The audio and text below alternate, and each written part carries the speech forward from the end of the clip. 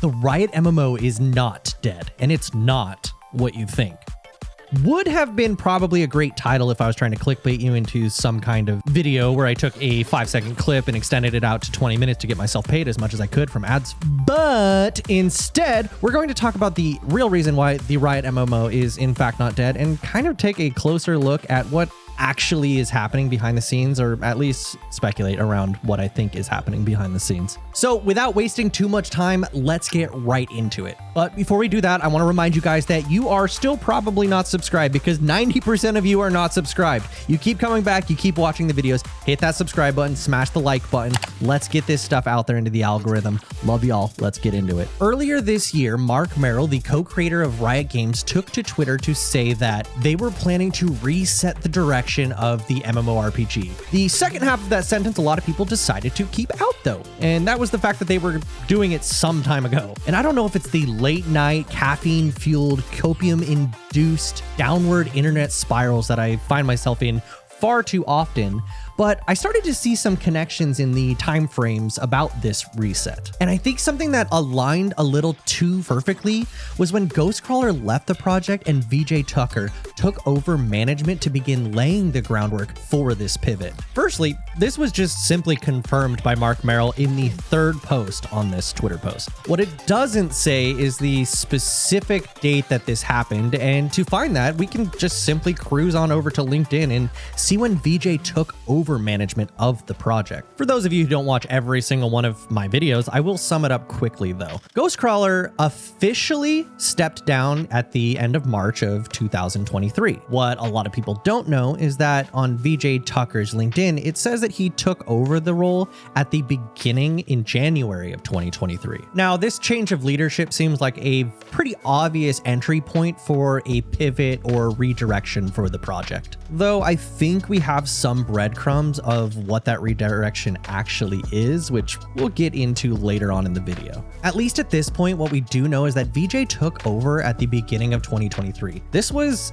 at the time of me recording this video, almost a month away from being a year and a half ago. Mark also goes on to say that they were building the key components of a technical foundation. So this was something that needed to change on a technical level. So what could be changed on a technical level that would change the game so much that they would be feeling like it was something different from every other game on the market? For me, there's really only a few things that actually fit into this role. The first could be some kind of server development, whether they're changing the way MMO servers work, mega servers. It is something that VJ talked pretty passionately about in his interview with Necrit, but I'm not sure that this is exactly what they were talking about. The other option, at least for me, is a pivot in the direction of the combat and I guess just the way that you play the game. We do know that Ghostcrawler is a strong proponent of tab targeting or some kind of hybrid combat system, which for a lot of us old dogs we're pretty big fans of. But personally, I don't see that being the direction that the MMORPG necessarily needs to move in for the future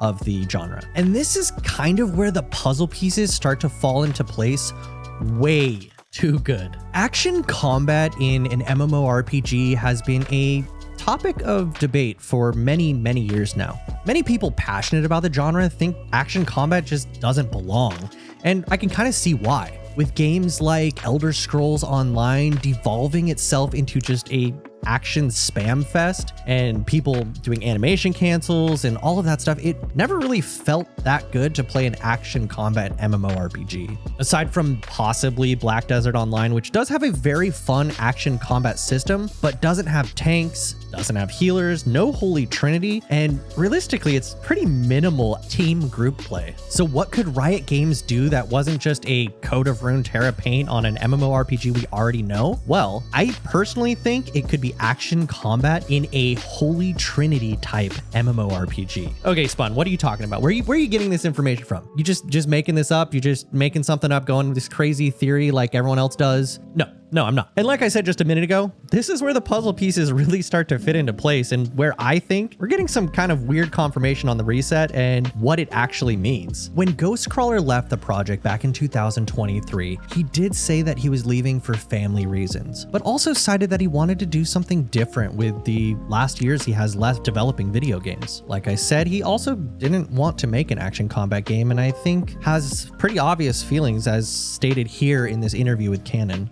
I enjoy tab targeting more, but my hope is that there is room for action combat games. And hopefully action combat and MMOs will get to that point too, but I think it has a long way to go. And then he left the project. But here's where it gets even more interesting. Just a short month after he left the project, we found this job posting on Riot Games' career page. Lead game designer, combat, unpublished MMO. Now, I've referenced this a few times before because it's really one of the most solid pieces of evidence for an action combat MMORPG coming from Riot Games. But now with the revelation of a combat or gameplay reset, I think this timing on this is just far too perfect. In this job posting, they stated that they wanted to provide a generational leap in the genre that satisfies old fans and newcomers alike. A key ingredient to their success is delivering cutting-edge action combat that is immediately satisfying and remains engaging for thousands of hours of play. So let's sum it up very, very quickly.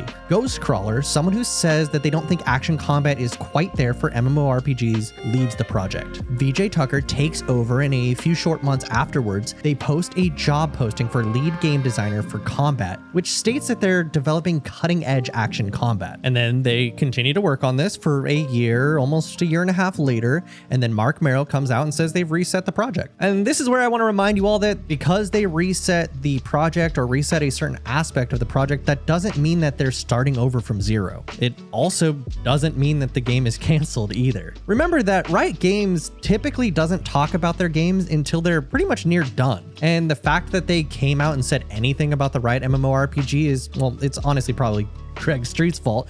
But I don't think they even wanted to do that probably at all in the first place, aside from the fact that they needed to hire up a ton of people to work on the project. Now, obviously, Riot Games has had some layoffs and some, well, we'll call them shortcomings, but I don't think that means that the Riot MMO is canceled or dead. I think if you just look at the facts, it just means that they weren't happy with the gameplay, and we should be happy for that. It wasn't fun.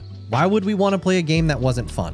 Now, I know Necrit is convinced that people want a World of Warcraft clone with a Runeterra paint job, but I don't really think that's the truth. Personally, I have hundreds of thousands of hours playing World of Warcraft. I've played it for the last 20 years, but myself and many others want something new. And I think we need a refreshing burst of, I guess, youth into the genre. And that's what Riot Games, I believe, is trying to do. And honestly, is something that's no easy task either. So I may be in a retirement home when I get to play the game, but I would rather play the game and it be good in a retirement home than play it tomorrow and have it be trash and go back to World of Warcraft again. But let me turn the mic over to you guys. What do you think? Do you think that they should have just made World of Warcraft with a Runeterra paint job? Personally, I don't think this is the direction for the future of MMORPGs, and as someone who's closely following the Riot MMO, I don't think it's something they wanted to do for the last year and a half at all, and I think many of them wanted to not do this in the first place. Do you think my speculation on this reset is accurate, or am I just pulling things out of my ass like usual? Let me know down in the comments below. Also, hit that subscribe button. Come on, guys. I have crippling depression after the reset of this game, and you give me a little bit of a dopamine hit when you do hit that subscribe button. So spam the subscribe button, like the video. As always, my name is Spun, and I will see you all in the next video. Peace. So what could Riot Games do for an MMORPG that wasn't just a game you've already played before, but with a Runeterra coat of paint? Well, it could be a Holy Trinity action combat